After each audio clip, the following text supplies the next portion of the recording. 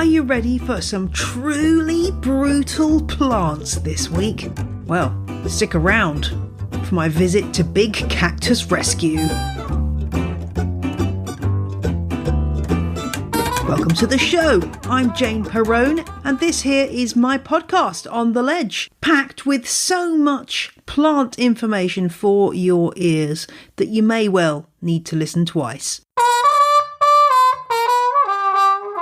A soupçon of housekeeping. Just a reminder that I'm performing live at the Hampton Court Palace Flower Show this very night, Friday the 8th of July at 9 p.m. in the Marketplace Theatre with my special guest Janelle Leon. So if you catch this episode early and you're able to pop along, please come and say hello.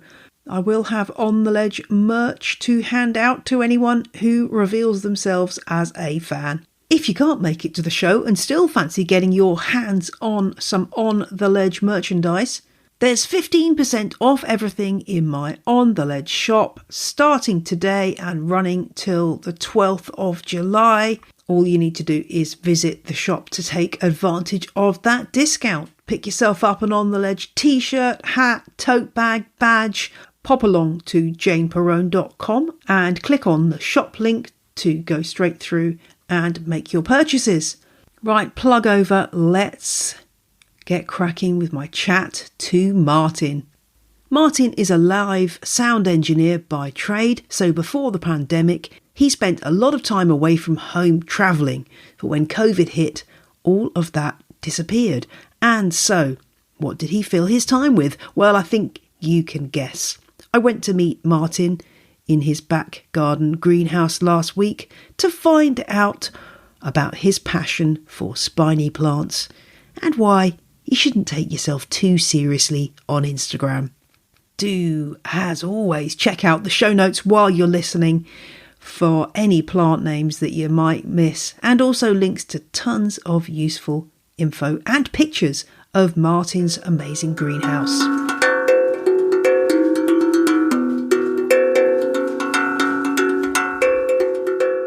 I'm Martin.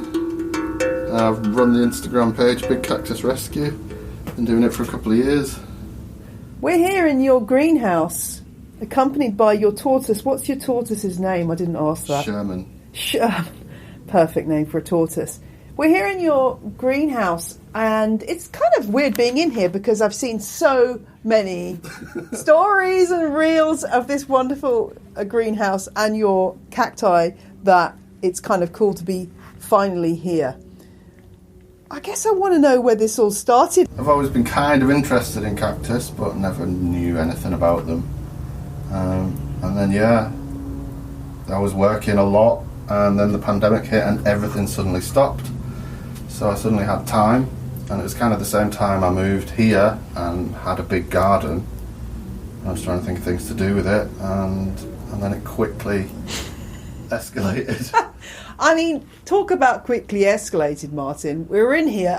Roughly how many cacti? Probably a good 200 or more? Probably more. Must be more than that. Idea. Yeah, I've never counted them. It's best not to. It really is best not to. What was it about cacti in particular? I mean, we've been through your house, just walked through your house, and you've got some houseplants in there, so obviously you are growing other kinds of plants. But what is it about cacti in particular that set you on fire? I don't know. I mean, initially, I don't really know. They just kind of look cool, but the more you learn about them, the more fascinating they become. Like, they're incredibly hardy. You can, from where they come from, they hardly get any water, they live in full sun, and if you can cut them up and they'll just grow roots, so they're ideal if you're away quite a lot, because it doesn't really matter if you don't water them, you can leave them alone and they do their own thing. They actually do better if you just leave them alone. So, yeah. We must mention the metal connection, because anyone who's watched your Instagram will know that your reels are not accompanied by the usual bog standard kind of tunes that you get. They're accompanied by a wonderful sort of thrashing soundtrack of presumably some of your favourite tracks. Yeah, I don't really know how that started. It's awesome, can I just say? I mean, I've always been into metal, and I just kind of, when I made the Instagram account, I didn't really know what I was doing with it. And I just found it funny putting a picture of a beautiful flower with some screaming metal. And it just became a thing, and now I can't stop it. It's like, that's the little niche that I've found, and lots of people are into it, and it's fun. It is really fun. Even if you're not a fan of that particular genre, I'm not going to say it's my favourite, but I just love the way you combine tracks, and your sense of humour on your Instagram is wonderful. Have you had, what reaction do you get from the kind of the old guard, older cactus grower, collector to what you're doing? Well, I don't think they really see it.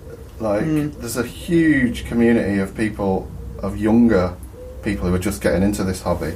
And obviously there's millions of older people, but the two tend to be quite separate. Like, the older people have got a hell of a lot to teach, and they know everything. So it's like, you know, speaking to them is like quite amazing. But yeah, Instagram tends to be a sort of younger crowd. And especially the ones that follow me, because it's all screaming metal. And does anybody... I think I saw something recently where somebody was taking objection to your sound tracking of cacti. Well, I've got this running sort of theme, which is just a joke about, you know, Hail Satan and Satanism, which is just, to me, is just funny, heavy metal imagery. I don't take it seriously at all. But obviously there's some people who might find that slightly offensive, which I find even more hilarious. And so push it even further. The whole satanic panic thing is just funny to me. Yeah, I mean, I do find it really funny as well. I mean, anyone who can even imagine that you're taking that seriously, I don't quite know where their head is at, but it does make me laugh.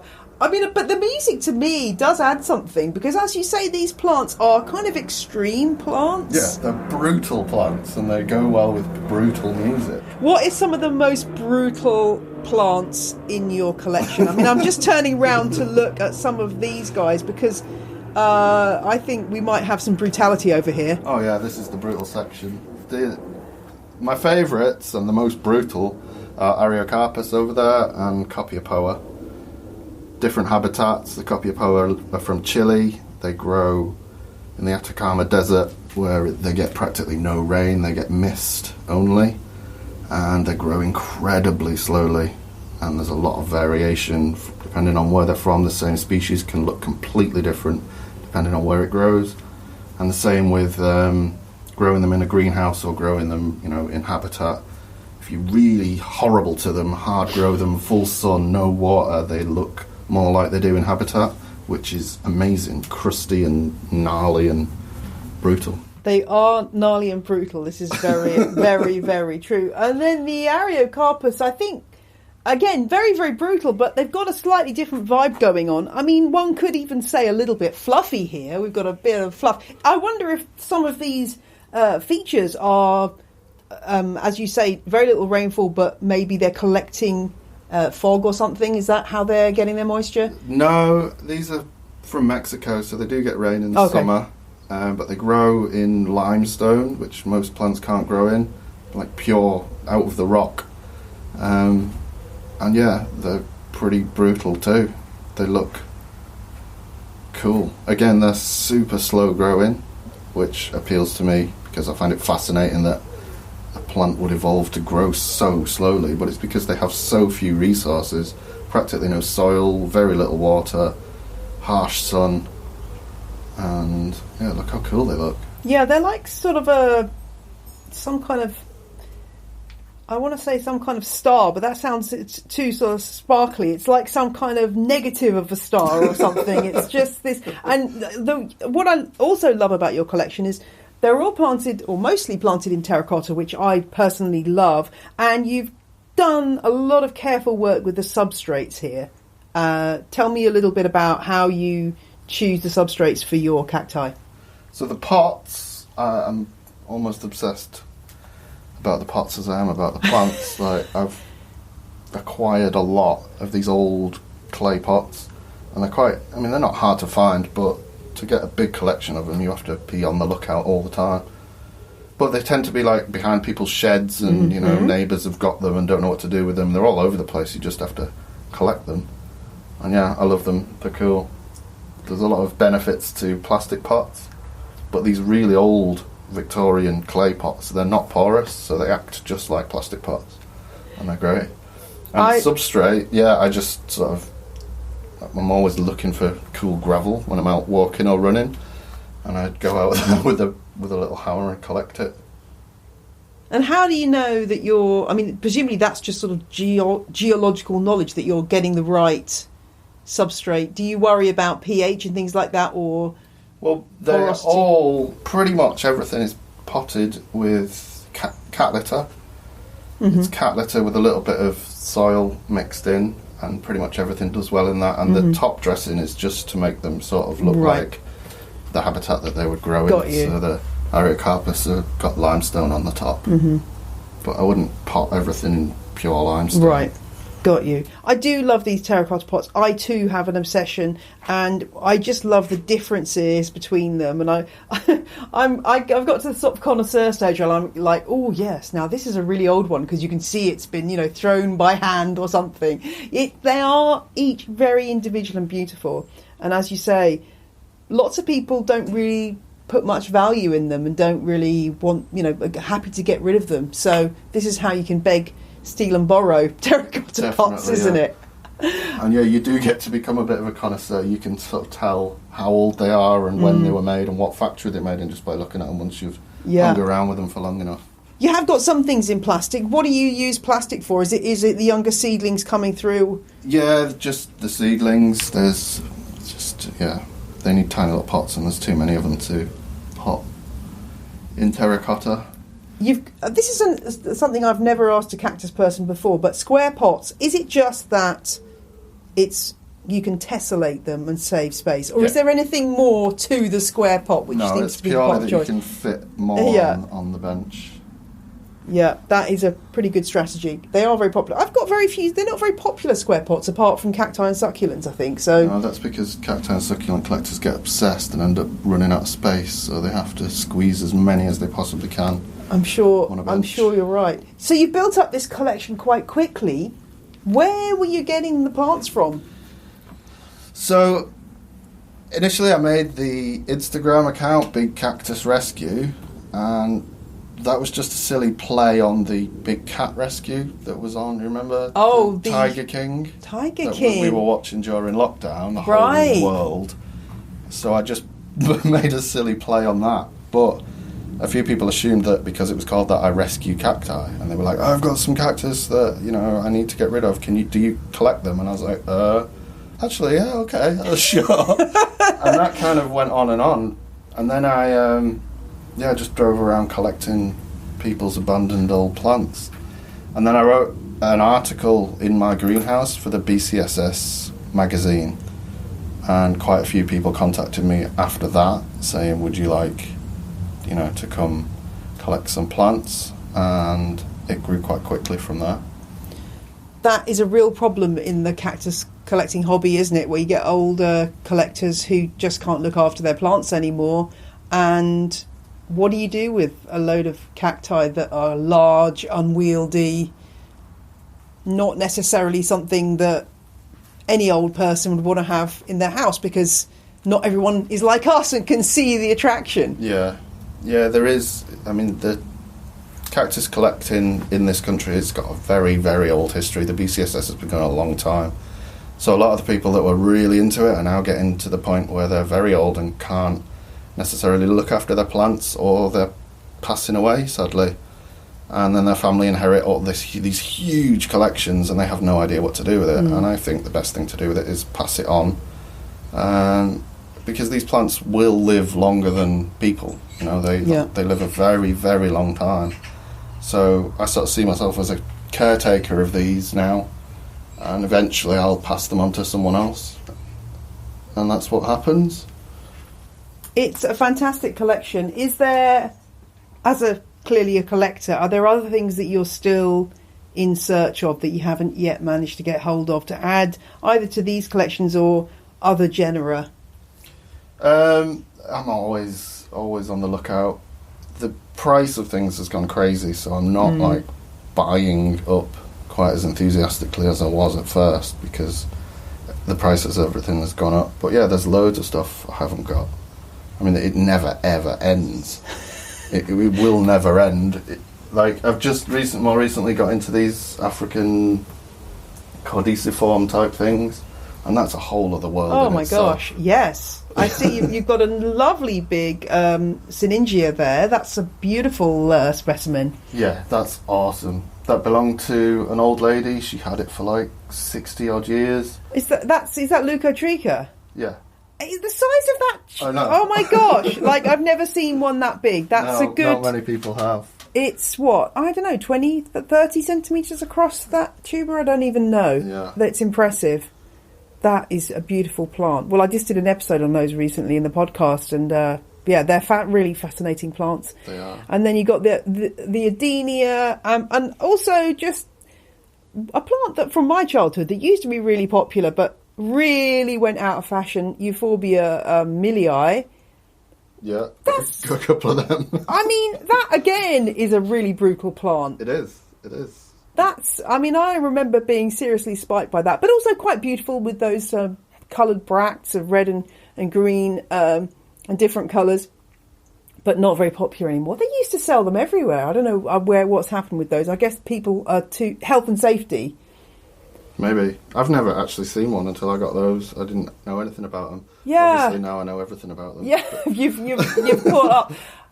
Let's talk about getting attacked by your cacti. Like, this must be occasionally a hazardous sport. Are you quite clever at People talk avoiding... about getting attacked by them, right? But they don't move. It's you attacking them and them defending themselves. That's a good point. Give them space and they're fine. That is a really, really good point. But no, you get. I mean, I'm sure you know you can handle them all you want. It's just the right amount of pressure. You can do whatever you want. If you squeeze on them, they're going to stick. But how about repotting? Any repotting tips? Because I think that's where I usually come a cropper, is underestimating how heavy something is as I try to turn it out. Or I mean, there are some really obscenely spiky stuff that you cannot touch. As gentle as you are. Yeah. So just like a towel or something, just wrap it in a towel or something like that is what I generally do. But I just let them spike me. I quite enjoy it. It's fine. You definitely know you're alive when you've exactly. had an encounter with one of these plants. I think that is what I would say about it. I guess I'm just a really clumsy person, and I have quite a few agaves about the size of the ones you've got here, like 25 centimetres across, which I regularly trip over, fall onto. I'm just not very careful. That's basically my problem, I think. But, if you're going to get impaled by something, I mean, that is, an agave spike like this one I'm just touching here is kind of an epic thing to be impaled on. They are. They're actually dangerous, the agaves. I've got a giant one out there. Your huge one, yeah. If you bend over to kind of look at it, one will just stick you in the face. They're really... Yeah, you have to be... Eye injuries, I think, are the one thing I do genuinely worry about. But then you've got lovely things like the monkey tail here, which is so beautifully tactile. And, if you wanted a little bit of mindfulness, you can just come and give that a little stroke. It's still brutal, though. It is still brutal. It is still very brutal. I would say, looking at this collection of plants, that flowers are not your particular passion, although you have got some flowering cacti. Well, all of them flower, and I love the flowers. And also, that's presumably part of your breeding program, in that you're collecting the seed at the end of it to... Yeah, I've got quite a ridiculous amount of seed going, and I'm not exactly sure what I'm going to do with it all. It's all in the propagator in little tubs. Right. I've got a lot of Ariocarpus coming, but they're so slow. They take 2 years before they're sort of the size of a pea. But that's a good thing, I think, in a way, because unlike, say, growing, tomatoes or even, the Swiss cheese plant, you can have that little tub for 2 years and you don't have to do anything with it. It's quite liberating in some ways. Yeah. And I guess that's, for me, is part of the joy of this hobby, is that you're sort of understanding and getting a sense of the whole process, from that tiny seed right up to the massive, venerable plant at the end of it that's been going for years and years. Yeah. And tell me a bit about watering. You've got all your plants on this lovely sturdy staging here. Is it just a question of flooding this every now and again and letting them soak it up in those lovely terracotta pots? So I've got 3 water butts out there. They collect rain from the roof of the greenhouse. Then I've got a little electric pump that goes to a hose. And yeah, I just sort of water each one individually. About every 2 weeks, maybe less with the bigger pots. My question with that is, do you have a nice sort of really fine thing on that? Because I'm finding that I displace mulches doing it that way. So I've experimented with different methods of watering, and every single one takes all day. I can't. There's nothing I can do about it. But I think I've got it nailed now, whereby because the ideal way is with a little watering can that I've got. It's perfect because you can adjust the flow and it doesn't just blast off the top dressing. But I've got this watering handle thing now that acts very much like a little watering can, and it just trickles water on nicely. It doesn't squirt, spray it. It just pours at the right speed, so it's real easy. And I've also now got to the point where I've repotted everything in pretty almost pure cat litter, the molar clay cat litter stuff. So it's just saps water, it absorbs it really, really quickly, which makes watering really easy. If you've got a pot that, has compacted a bit and you can't get the water in, it's really frustrating because you have to keep going back to it while it slowly sucks it in. But Let's talk more about this cat litter issue, because I think some listeners might be confused, although it's fairly common in cactus collecting circles. You got to get the right cat litter, haven't you? Definitely. It's the molar clay, the pink molar clay. They sell it under various different brands, but it acts just like pumice. Like a lot of people use pumice, it's really absorbent, so it keeps the water away from the roots, but it still maintains the humidity, and it drains really, really fast. But the cat litter is just a lot cheaper than pumice in this country anyway. I mean, in America you can get pumice everywhere, but here you can get it at, pet shops, and it's super cheap. So, do you have to rinse that through first? Does it come a bit dusty, or does it? No, do you just there's stick it no straight dust in it. That's the great thing. You can use it pretty much straight. I mix it with like a sieved John-Innes, just a bit of that, just to sort of bind it together. But yeah, it's good stuff. I recommend it, and I've got everything in it now, and everything in it works. So when you've watered, they're all going to be at about the same level. So the bigger pots will take it a little bit longer to dry out, but generally everything's dry by a week or two. And does the supermarket think you've got loads of cats? Well, yeah. I've got a account with Pets at Home now, so I get a discount with them. Oh, yeah, okay. Because I imagine you're getting through quite a lot of cat litter. But then again, repotting, I guess when you get a new plant and you might want to change the substrate and stuff, but a lot of these plants, I imagine, will be in the same pot for years, a long time. Yeah. I've done an awful lot of repotting, but now I've got to the point where I'm kind of happy with the mix and I'm happy with everything. So they only need to be repotted when they outgrow the pot, really, and they grow so slow that, that'll be a while. And you can just pick and choose which one you want to do instead of doing everything, which is a nightmare.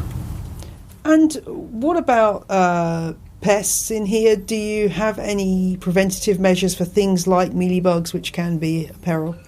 Yeah, so there's no mealybugs in here, touch wood. Every single new plant that I get, I will strip it of all its soil, blast it with a hose within an inch of its life, clean it, soapy water, completely scrub it, and then give it a bath in a pesticide solution before I repot it and before it comes in the greenhouse. And doing that has kept them away. A lot of the plants that I've been given and collected are completely infested with mealybugs, and I can't have them coming in here, so literally every plant I'll treat before it comes in. Yeah, it's got to be done because it's such a terrible problem, isn't it? Yeah. It's a real issue. But that sounds like a good preventative regime to keep them from causing problems. You've got another greenhouse there. Is this? Am I going to come back in 5 years' time and there's going to be like 4 greenhouses here? There's been various greenhouses. This one's fairly new. I had another one that was a bit smaller, and I keep filling them and then having to get a bigger one. It seems to be the way. And I think what I'd like to do eventually is get one that's at least double the width of this, and then get rid of that one, so that I've got just one, because I have to heat it in winter, and heating more than one greenhouse just becomes ridiculous. So just heating one is sort of manageable. So yeah, I'll get a big one eventually, probably. And in winter, obviously the UK gets a little bit cold, not ridiculously cold. Do you insulate, and what kind of heating are you using, and what temperature are you keeping it at? I should insulate, but I've insulate with bubble wrap, but last year I didn't because I just couldn't be bothered. It's such a massive job. I totally hear you. Like, the only way to do it is to take everything out, and it's just got to the point where I don't have anywhere to put everything. So no, I don't insulate. I use 2 fan heaters in here, and they're both on separate temperature controllers at either end. I don't let it get below 5 degrees, and that's it really. So the fans are on pretty much 24 hours, just moving air around, and the fan heaters kick on and off on cold nights, but it doesn't really get that cold down here, so it's only a few nights of the year that the fan heaters are working hard. Yeah, we're not in this part of the country. I think it's not usually in the winter. It's not too bad. Last year was quite mild, wasn't it? But so we never know. But I think you're right about the insulation. It is such a faff. Yeah, such a pain. God. It does make a difference, but and then you've got to take it down like a few months later. Yeah. Oh, I totally hear you.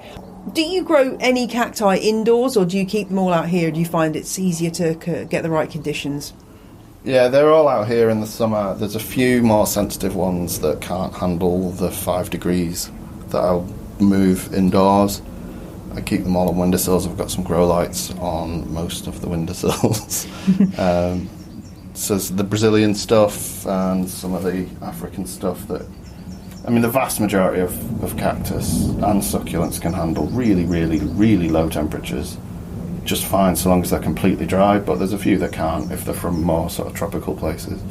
So yeah, I have a nice little display on the windowsill in the bedroom in the winter, which is quite nice. So when do you stop watering these guys just to make sure they're nice and dry for that winter season? When? They want to be sort of completely dry by October. Yeah. Late October. And it starts, if it gets below 10 degrees at night, then they want to be dry. And then I don't start watering again until it gets above 10 degrees at night, which is, I don't know, late spring. So there's a good sort of 8 months where they're completely dry. And it's great because in the spring, when they're first watering, they're all shriveled and shrunken and, looking really ill, and then you give them a drop of water and like a few days later they're all twice the size and plumped up. I love that moment. It's so good, isn't it? Because you almost sort of doubt yourself, and you're thinking, I've done it this year, I've left it too long, and then, you can stick to your guns, and then when you do water, you get that amazing reaction. It's always so tempting because, when it's in the spring, when it's so bright and sunny and warm in the day, and you're like, let's water everything, but you've just got to hold off because nights do still get cold. But yeah, it's great. The minute you give them some water, they all burst into flower and they swell up, and it's a good time. It is indeed. It really is impressive. And you have got some really impressive specimens in here. Any particular favourites or standouts for you that you want to tell me about? Yeah, so this one, what we were talking about earlier. The Syningia. Yeah, the Syningia. It's so cool. It belonged to an old lady, and she'd had it for like 60 years, and she used to carry it from her greenhouse to her house every winter and then back again in the spring, but it just got to the point where it was too heavy for her, so she asked me if I wanted it, and I was like, hell yeah. But it's actually pretty heavy. That could be a record breaker. I don't know, that looks... I've never seen one that big, and I've looked, even if you do the hashtag on Instagram and millions come up, like they're all little tiny little things, and the leaves are sort of drowning out all the stuff behind it now. Yeah. But the leaves completely die back, as you know, and it just sits on the living room floor in winter. I don't know how old it is. I wouldn't know. It's hard to say, isn't it? It's just so impressive. It's such an impressive plant.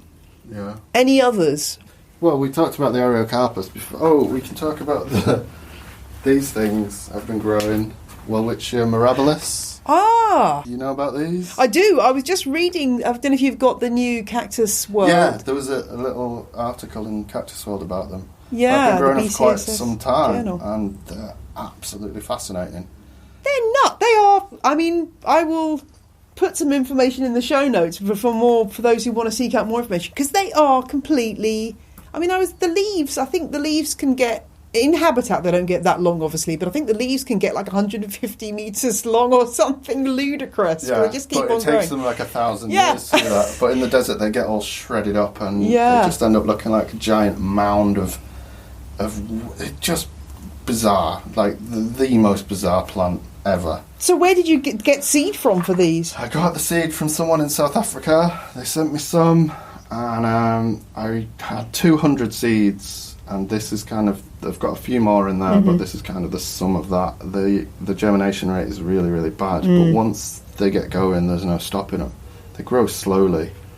But yeah, after 2 or 3 years, they'll look like pretty decent plants. They're about a year old now, and I've got pretty obsessed with them. I've just built a new propagator that's in the living room, and I've just ordered a lot of seeds from South Africa, so I'm just going to start sort of mass producing them, because I don't think anyone's doing it really. There's a few people growing them. I think the problem is a lot of people assume that because they live in the desert that they're, a succulent or an arid plant, but you can't let them dry out. You can't treat them like a succulent because they don't have any water storage facilities. They need to be moist all the time, and apparently in the desert they do that by collecting mist. They grow on the coast and it's really misty in the morning, but if you let them dry out they die. And if you try and repot them, and they have like one tiny little thin root, and if you break that while you're repotting them, they die. They just really kind of want to die. They don't really want to live. Now that is metal. Yeah. You've got them in these compared to everything else in here, these very tall pots. I guess that's to accommodate that long, thin Yeah, they root have a massive taproot, and obviously I think in habitat they go very, very deep to try and find water, but they're quite happy in a fairly normal pot. The root curls around the bottom of the pot, but they seem to grow faster in a deeper pot, and they're super cool plants. I mean, are you thinking that you're going to sort of... will you be going to cactus shows to sell these things, or selling the mail order? How do you envisage... Because at some point you're going to have to... You can't keep all your seeds. And I'm just looking here and thinking, yeah, you've got quite a lot of seedlings here. Yeah. I guess I'll, sell them or trade them or whatever, or just give them away. I don't know. I just find the process of growing them quite interesting. But yeah, hopefully if I can get enough Welwitschia out into collections, that would be quite a cool thing to do, because not a lot of people have them. Totally. I mean, it's one of those plants where you just cannot believe... If somebody had written a story where they had described this plant, you'd say, oh yeah, that's not real. But actually, no, they are weirder than anything you can imagine. They evolved before flowers, so they don't have flowers because they existed before flowers did, and have remained unchanged since like the Jurassic period or whatever. And yeah, they just sit there in the desert, and it's the only thing that can live in that bit of Namibia. They just have like a huge field full of them. And I want to also ask you about, where was it? I'm just trying to see which one it was that I... Oh yes, let's talk about the I call it the lying down cactus, but I mean that's not the technical term. You've got a cactus, a columnar cactus, but it's obviously in habitat, grows horizontally, and that's how you've got it growing here. It's a Stenoserius eruca. They're super cool. They grow in Baja California, in Mexico, and they grow lying down. They look like a normal sort of columnar cactus, but they grow along the floor. They're called the creeping devil because they do actually move across the desert, whereby the front will grow, the tip will grow, and the back of it will die off. So gradually over time they sort of creep along through the desert, and they're incredibly spiky, really aggressive spines, and they produce like massive mats, carpets of them. If you see them in habitat, they're crazy. And then they produce little offsets which detach from the mother and crawl off in another direction. And you've got one just starting to do that there. Yeah, by I don't the know look where of it. he's going to crawl. He's going to go. You're going to have a sort of a some kind of right angles set up here. I don't quite know. You might have to modify a pot. It's quite difficult to grow them in because they do grow really, really long. Yeah. So some people grow them in drain. What are they called? The drain pipes that go on the side of houses. So they grow. You start them at one side of the greenhouse and they just sort of work their way across. But yeah, fascinating plant. Creeping Devil is pretty metal as well. That is, I mean, that's a metal band name right there. Right there. If you wanted to start another band, that's what you'd call it. Anything else we want to point out? I mean, there's just so many epic plants in here. Anything that you would say, I mean, maybe it's that Sininja that's really, really old, that's getting into three figures age-wise. Old stuff. I mean, a lot of these copipos, a lot of these mature plants are around sort of 40, 50 years old. A lot of them, the people that grew them kept quite meticulous notes, and they all were numbered. So you can look at the log of, you've got all the information about when they were sown and when they were repotted, and people were really into that sort of thing, keeping these notes. So some of them I know quite a bit of the history about, others I know nothing about where they come from, but you can kind of compare the age. But yeah, a lot of these bigger Areocarpus are at least 40 years old. Does that give you a sort of weight of responsibility that you're sort of taking on this legacy from other growers, that you've got to keep them definitely looking good? Definitely. And, these they're 40, 50, 60 years old, but they're still only babies, really. They'll live to 200 if they're looked after well. So it is a case of we just look after them and eventually have to find someone to look after them after us. I guess it's like your tortoise. It's kind of the same thing. Tortoise is pretty cactus-like in many, many ways. Yeah. He, lives in the desert, is used to dry conditions and can survive anything. And he loves it in here. He gets to roam around and enjoy the heat and the sunshine and... Little greenhouse dog. Yeah. Like the Aztecium and the Geohintonia, they're probably the slowest growing plants on Earth, I reckon. I've got some seedlings going, and you're talking a millimetre in 2 years. Wow. They grow in a very, very specific place in Mexico on pure gypsum rock faces. And some of them out there, they're kind of 20, 30 centimetres, and they must be hundreds of years old. And they're super cool. Yeah, and I love some of these pots you've got up here are really lovely. I mean, obviously you've got the terracotta pots, but you've also got some other cracked and textured pots which really set off the plant really well. Yeah, these are particularly in California. There's a lot of, what do they call them? Potters.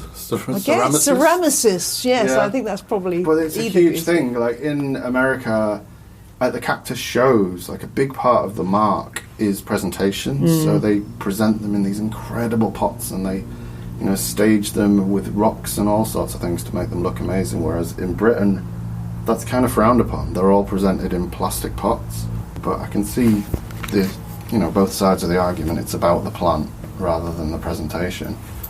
But yeah, so these pots are a huge thing in America, and I follow quite a lot of the potters on Instagram, and they've very kindly sent me some cool pots. And also these ones are from a guy called Paul Rogers in Wales, who's a really cool guy. He makes some lovely pots, and I feel like he doesn't really know how good he is, or that there's a market for his stuff.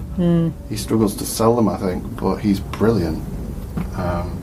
He's at a few of the cactus shows and stuff. He mostly does bonsai pots are his thing, but there's a huge market, particularly in America, for this sort of pottery for cactus.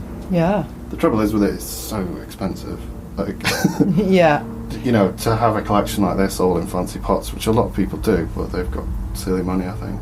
Yeah, exactly. I mean, that's where the terracotta pot comes in, I guess. For me, it's very aesthetically pleasing.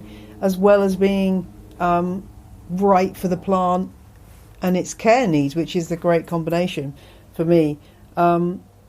You got to be a little bit careful with these pots. I can see one up there, and I know exactly that I've got exactly that Sankey pot with exactly that same piece of damage just on the side there. But like the plant that's in there, it kind of adds to the appeal, having a bit of a gnarly pot with a gnarly plant. Yeah, so definitely, it looks great. I mean, I think one of the things that strikes me about this collection is, I wouldn't say the word all-consuming, but this must take up a lot of your time now. To be honest... Or is it all... Now it's all set up, is it not so demanding? Now it's all set up, they look after themselves. I come in every day to have a little potter, just because it's a lovely, calm, relaxing place to be. Especially now we've got a new puppy and it's chaos. Yes, you're very... And the puppy is called Ario, which I presume is in reference to your plant. Ariocarpus. Yeah, Miss Carpus. That was the compromise of getting a puppy. I'm more of a cat person, but my partner Trixie really wanted a puppy. So I said, fine, as long as I can name it. Fair enough. Yes, I think I probably had the same conversation with my husband about my dog, which is why he's called Wolfie, after the character in Citizen Smith. So... There we go. It doesn't take up a lot of time, really. It's a day every couple of weeks to water everything, and then just popping in to look at what new flowers you've got today. And the main thing that takes the time is Instagram. Yeah, I was going to say, dealing with people sending you messages on Instagram must be quite consuming. Well, you can put in as much and as little as you want into it. I quite enjoy it. I've got quite a few. I'd say I've made some pretty good friends on there. Although you get a lot of followers, but there's still only a very small few people that you're constantly in touch with, and it's nice. It's a little community. So I just post stupid stories on there. I don't really post that much content. I post stories pretty much every day, and yeah, it's kind of amusing. It's not really a job. It's fun. And that is a great way, I guess, to connect with other people like you who are on social media, but also have collections of these plants, and that's where you get seeds and connections and swaps going and all that fun stuff. Yeah. Have you found that people want to come and visit you? Are you thinking of having any open days, or? I don't know. Like the vast majority of the people, other than me, obviously, who just barges in. The vast majority of people on Instagram are from California. True. Southern California, for some strange reason. I think out there it's really hip and cool for young people to grow these plants, whereas in this country in particular, it does tend to be fusty old men. What can we do about that? On the whole. What can we do about that? No, totally. I agree with you. The demographic is dominated by older males. Well, what do we do about that, though? Do we need to do anything about it? And if so, what can we do? I think we definitely do. But what? I don't know. I think... I don't know, I feel like my Instagram is kind of some effort to do that. But it's still only people who are already into plants are going to look for a plant-based Instagram account. So how you reach out beyond that, I don't know. I really don't know. I think, we were talking about the pots at shows only being presented in plastic pots and then being quite fusty affairs. Maybe livening that up a little bit might be a good thing to move things forward. The BCSS is fantastic, and it is really trying hard to get new people involved, but it does need to do it a lot faster. Yeah, I agree with you. And once you do, the great thing is that the older men of the hobby, it's not like they're not the vast majority are incredibly happy to engage with you, whoever you are, and give you information and send you seeds and swap plants with you and things. Yeah, nothing against them. I mean, they're lovely people, and I'm, like you say, more than happy to share information. It's just, I don't know how, it just seems to be that not many new young people are getting into it. I mean, I'm not young myself, Don't know. It's tricky, isn't it? And if there was one, I mean, people often say, oh, you know, cacti and succulents, they're easy. You just sort of leave them and let them get on with it. I kind of worry about that because it's so easy to go and buy something from a supermarket and that's planted in the wrong substrate and for it to keel over and turn to mush. If you were sort of giving some advice for people who stumble across this podcast and think, wow, this looks really cool, but I don't know where to start, what would your advice be to sort of get yourself going in this hobby? What plant and how do you get started? Look up the BCSS for a start. They're absolutely brilliant, wealth of knowledge and experience, and it's super cheap to join as well. It is. Why is it? It's no so idea, cheap. How? Because it's still the 60s in their heads. I think. I don't know. It's crazy that you get that beautiful journal. What is it? 4 times a year. Yeah. And it only costs £15. I don't understand the sums, but yeah, it is really cheap. I've no idea how many members they've got, but they can't. I don't know. They seem to do it. It all works. I don't know. Yeah. But yeah, join the BCSS. Just get some plants and go to these. Like, if you look on eBay for plants, the prices of them are insane. If you go to one of these little local BCSS shows where it's collectors, they're giving them away practically. They're so cheap. Yeah. And it's so sweet that they don't actually want any money. They just want to pass on these plants, or they want to make space for more plants. I don't know. Yeah. But yeah, go to a local meeting and pick up some plants there rather than the supermarket. Although supermarket plants are pretty cool too, as long as you repot them. Yeah. Some really gritty soil, that's the main thing. You want the water to just fly through and them to dry out quite quick. The ones that you get from supermarkets tend to be potted in stuff. Because they've come from like incredible temperature controlled, humidity controlled greenhouses, they're alright to grow in that stuff, but at home they don't do well. Indeed. Well, that's great advice, and you're right. Join the BCSS and get along to some of those cactus sales. So it's a generous world, and once you get into it, as you demonstrate very well, it just explodes a little bit, doesn't it? But in a great way. I think the best thing to do is, growing them in a greenhouse is a fantastic thing to do. They grow, in this country in particular, they grow so well in a greenhouse. There's not much to it. But I think the trick is get one greenhouse, and when it gets full, that's it. Get rid of some plants. Yeah. Don't just keep getting more and more and more greenhouses. Unless you want to, that's cool too, but you don't have to have millions. No, I'll remind you of that next time I come and see you. That's my advice anyway. I'm not necessarily taking it myself. Well, that's the best kind of advice, I always think. Well, it's been lovely to meet you, Martin, and thank you so much for giving me this tour of your wonderful collection, and continue rocking our world with your wonderful Instagram content, because I always look at it because I know I'm not going to get... I'm so bored of that, like, Instagram music, like the tracks that you always hear on everything. And whenever I get onto one of your stories or something, I know I'm going to get something that's going to wake me up and make me smile. So thank you very much, and it's a delight to meet you.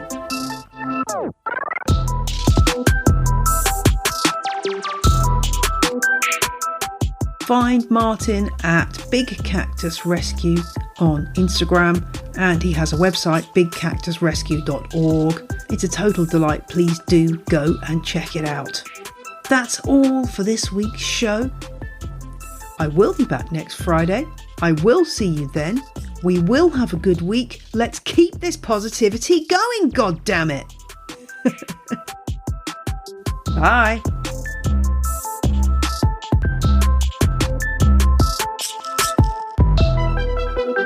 The music you heard in this episode was Roll Jordan Roll by the Joy Drops, An Instrument the Boy Called Happy Dega Kana by Samuel Corwin, and Whistle by Benjamin Banger. All tracks are licensed under Creative Commons. Visit the show notes for details.